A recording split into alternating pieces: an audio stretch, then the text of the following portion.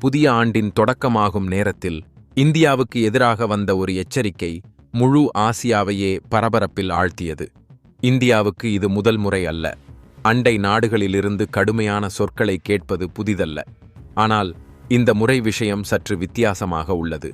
ஏனெனில் சைகைகள் நேரடியாக இராணுவ மோதலின் திசையில் செல்கின்றன. ஆண்டு 2026 தொடங்கிய முதல் நாளிலேயே இப்படிப்பட்ட எச்சரிக்கை வருவது பல கேள்விகளை எழுப்புகிறது. அதனால் இந்த முழு நிகழ்வையும் அமைதியாகவும் விரிவாகவும் புரிந்து கொள்ள வேண்டிய அவசியம் உருவாகிறது. உண்மையில் இங்கே பேசப்படுவது இந்தியாவின் அண்டை நாடான சீனாவை பற்றித்தான். சீனா மீண்டும் ஒருமுறை தைவானை பற்றி ஆக்கிரமிப்பான நிலைப்பாட்டை எடுத்துள்ளது.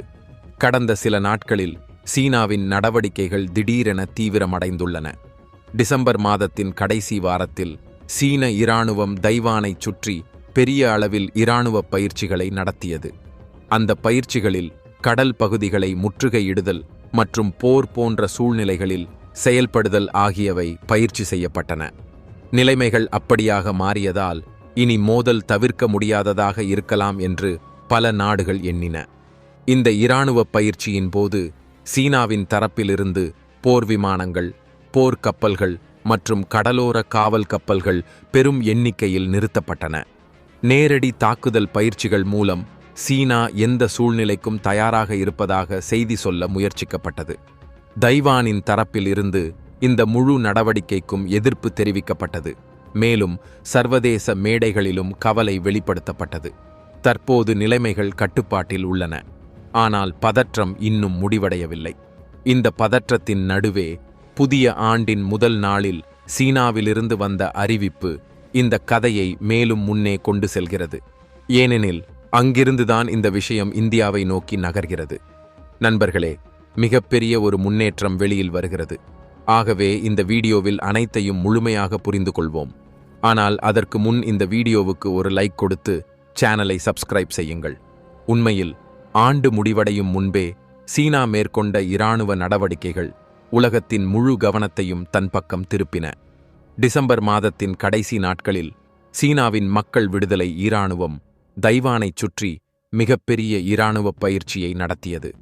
இந்த பயிற்சிக்கு ஜஸ்டிஸ் மிஷன் 2025 என்று பெயரிடப்பட்டது.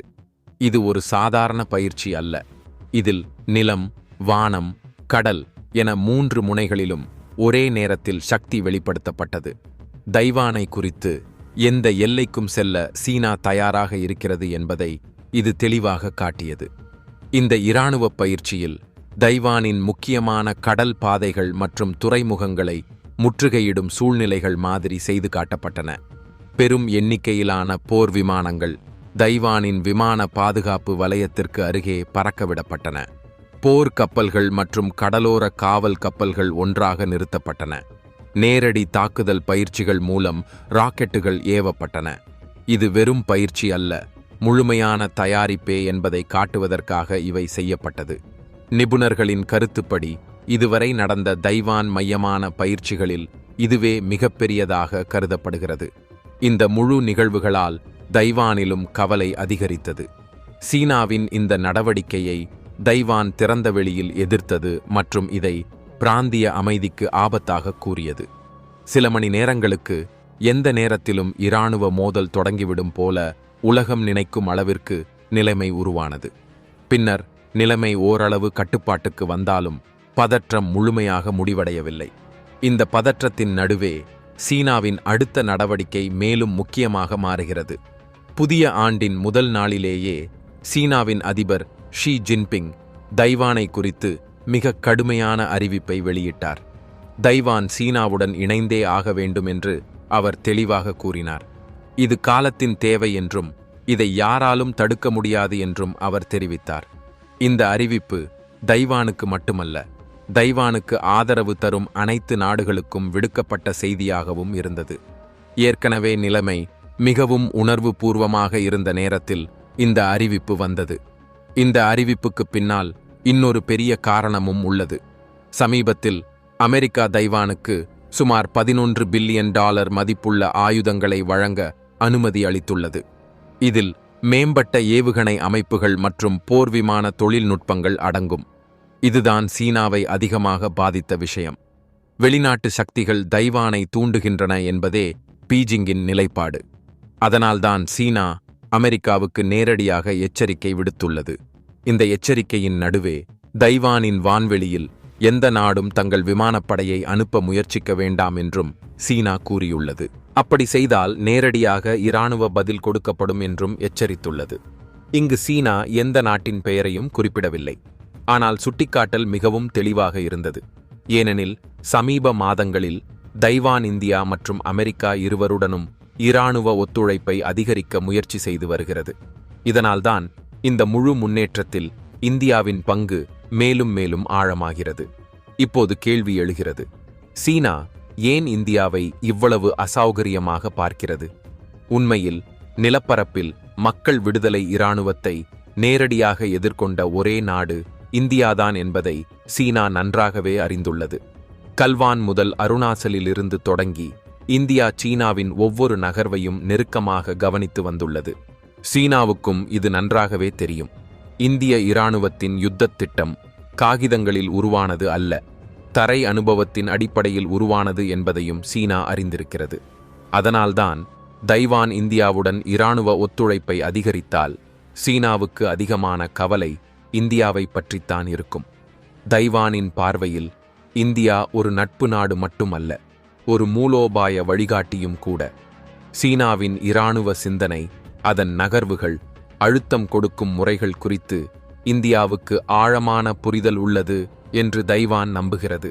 அதனால்தான் தைவான் இந்திய விமானப்படையும் கடற்படையும் தங்களுடைய விமானிகள் மற்றும் அதிகாரிகளுக்கு பயிற்சி அளிக்க வேண்டும் என்று விரும்புகிறது. இதுதான் சீனாவை அதிகமாக எரிச்சலடையச் செய்கிறது. ஏனெனில் இதனால் சீனாவின் பல ஆண்டுகளாக காக்கப்பட்ட இராணுவ ரகசியம் பாதிக்கப்படலாம். இந்த பயத்தின் காரணமாகத்தான் சீனா நேரடியாக பெயர் சொல்லாமல் கூட எச்சரிக்கை விடுக்க ஆரம்பித்துள்ளது. எந்த நாடும் தைவானின் வான்வெளிக்குள் தங்களுடைய விமானப்படையை அனுப்ப முயற்சிக்க வேண்டாம் என்று சீனா கூறியுள்ளது. இந்த அறிவிப்பு அமெரிக்காவுக்கே மட்டுமல்ல, இந்தியா போன்ற நாடுகளுக்கும் விடுக்கப்பட்ட மறைமுக அச்சுறுத்தலாக இது பார்க்கப்படுகிறது. தைவான் விவகாரத்தில் எந்த மூன்றாவது தரப்பையும் சீனா பொறுத்துக்கொள்ளாது என்றும், யாராவது தலையிட்டால் இராணுவ மட்டத்தில் பதில் கொடுக்கப்படும் என்றும் சீனா காட்ட முயல்கிறது. ஆனால் இங்கே சீனா ஒரு முக்கியமான விஷயத்தை மறந்துவிடுகிறது. இந்தியா யாருடைய அழுத்தத்திற்கும் அடிபணிந்து முடிவெடுப்பதில்லை. அச்சுறுத்தல்களால் தனது கொள்கையை மாற்றும் நாடும் அல்ல. இந்தியா தனது வெளிநாட்டு கொள்கையை தேசிய நலன்களின் அடிப்படையிலேயே நிர்ணயிக்கிறது. நாளை தைவான் மற்றும் சீனா இடையே போர் போன்ற சூழ்நிலை உருவானால் இந்தியா அனைத்து அம்சங்களையும் கவனத்தில் கொண்டு முடிவு எடுக்கும். பிராந்திய நிலைத்தன்மை, கடல் பாதுகாப்பு மற்றும் தனது குடிமக்களின் நலன் என்பவையே இந்தியாவின் முதன்மை கவனமாக இருக்கும். இப்போது மிகப்பெரிய கேள்வி இதுதான். தைவான் இந்தியாவிடம் வெளிப்படையாக உதவி கேட்டால் இந்தியா என்ன செய்யும்? இந்தியா இராணுவ உதவி வழங்குமா அல்லது தூதரக ஆதரவோடு மட்டுமே நிற்குமா? இதற்கு ஒரு விஷயம் தெளிவாக சொல்லலாம். இந்த முடிவு உணர்ச்சியின் அடிப்படையில் அல்ல, மூலோபாயத்தின் அடிப்படையிலேயே எடுக்கப்படும். ஏனெனில் தைவான் விவகாரம் ஒரு தீவு தொடர்பான பிரச்சினை மட்டுமல்ல, முழு ஆசியாவின் அதிகார சமநிலையை தீர்மானிக்கும் கேள்வி. அந்த சமநிலையில் இந்தியா ஒரு முக்கிய தூணாக உள்ளது. இன்றைய நிலவரத்தில் ஒன்று மட்டும் உறுதி. 2026 ஆண்டின் தொடக்கமே சீனா தைவான் விவகாரத்தில் இனி வெறும் பேச்சில் மட்டும் இல்லாமல் அழுத்த அரசியலில் இறங்கிவிட்டதாக சுட்டிக்காட்டியுள்ளது. அந்த அழுத்தத்தில் இந்தியாவின் பெயரும் சேர்வது உலகளவில் இந்தியாவின் பங்கு எவ்வளவு உயர்ந்துள்ளது என்பதை காட்டுகிறது. உங்களில் பலருக்கு இது தெரியாமல் இருக்கலாம். ஆனால் கடந்த ஆண்டு 2025 ஆம் ஆண்டில் தைவான் ஊடகங்களின் தகவலின்படி இந்தியா மற்றும் தைவான் இடையே ஒரு பெரிய ட்ரோன் ஒப்பந்தம் நடந்ததாக செய்திகள் வெளியானது. அந்த தகவல்களின்படி தைவானின் எவிக் ஸ்டடெக் நிறுவனமும் இந்தியாவின் OUS நிறுவனமும் ட்ரோன் தொழில்நுட்பம் தொடர்பாக ஒரு தனிப்பட்ட உடன்படிக்கையில் சேர்ந்துள்ளன. இது இரு நாடுகளுக்கும் இடையே பாதுகாப்பு தொழில்நுட்பம் மற்றும் விநியோக சங்கிலியில் வளர்ந்து வரும் அநியமமான கூட்டாண்மையின் அடையாளமாக பார்க்கப்படுகிறது. இதைவிட முக்கியமான விஷயம் என்னவென்றால், சமீபத்தில் தைவானின் அதிபர் ஆயுதங்கள் வாங்குவதற்காக கூடுதலாக $40 பில்லியன் நிதி வெளியிடப்படும் என்று அறிவித்துள்ளார். இது சீனாவுக்கு எவ்வளவு பெரிய கவலையோ அதே அளவுக்கு இந்தியாவுக்கு நல்ல செய்தியாகும். ஏனெனில் 2025 ஆம் ஆண்டில் தைவானின் மூலோபாய நிபுணர்கள் இந்தியாவின் ஆகாஷ் ஏவுகணை, பினாகா ராக்கெட் லாஞ்சர் மற்றும் பிரம்மோஸ் போன்ற பாதுகாப்பு ஆயுதங்களை தைவானுக்கு முக்கியமானவையாக குறிப்பிட்டுள்ளனர். இதுவரை அதிகாரப்பூர்வ வாங்கும் அறிவிப்பு வெளியாகவில்லை என்றாலும் தைவான் இந்திய ஆயுதங்களில் காட்டும் ஆர்வத்தை பார்த்தால் தைவான் வெளியிட்டுள்ள அந்த பெரிய நிதியிலிருந்து இந்தியாவுக்கும் பெரிய அளவிலான ஆர்டர் கிடைக்க வாய்ப்பு உள்ளது. இப்போது நீங்கள் சொல்லுங்கள், வருகிற காலத்தில் தைவானின் மீது உள்ள நெருக்கடி மேலும் மேலும் தீவிரமடைந்தால் இந்தியா எந்த அளவுக்கு முன்னேற வேண்டும் என்று நீங்கள் நினைக்கிறீர்கள்? உங்கள் கருத்தை கமெண்ட் பெட்டியில் கண்டிப்பாக எழுதுங்கள். இந்த வீடியோ உங்களுக்கு பிடித்திருந்தால் வீடியோவுக்கு லைக் செய்யுங்கள், சேனலை சப்ஸ்கிரைப் செய்யுங்கள். மேலும் இது போன்ற முக்கியமான மற்றும் துல்லியமான செய்திகள் முதலில் உங்களை அடைய வேண்டுமென்றால் பெல் ஐகானை அவசியம் அழுத்துங்கள். அதைவிட முக்கியமாக இந்த வீடியோவை பகிர்வதையும் மறக்க வேண்டாம்.